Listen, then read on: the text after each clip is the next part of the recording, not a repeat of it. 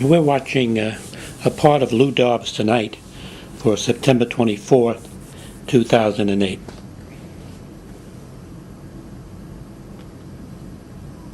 Bill Snyder, our senior political analyst. Bill Snyder, give us a little analysis of what has become really an Alice in Wonderland event. A crazier thing I have never heard than this whole situation. I mean, the idea of a candidate saying, I'm not going to debate unless Congress comes up with a bailout.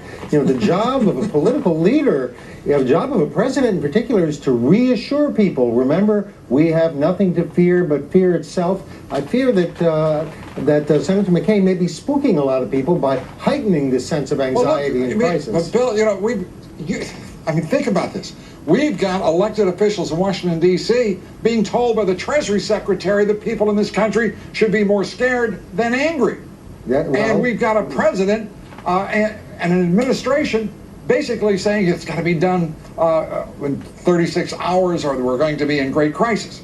We have some of the most mindless, incomprehensible leaders, purported leaders, in Congress and in this White House that this country has ever been consigned to deal with.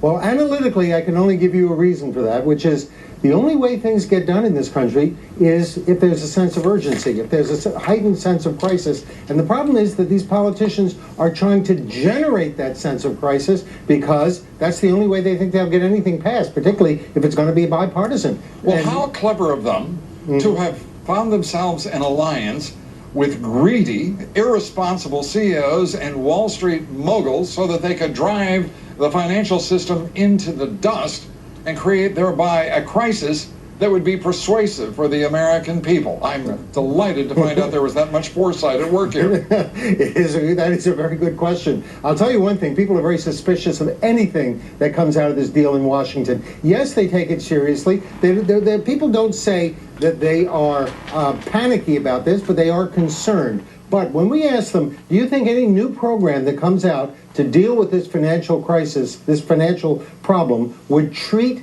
taxpayers fairly?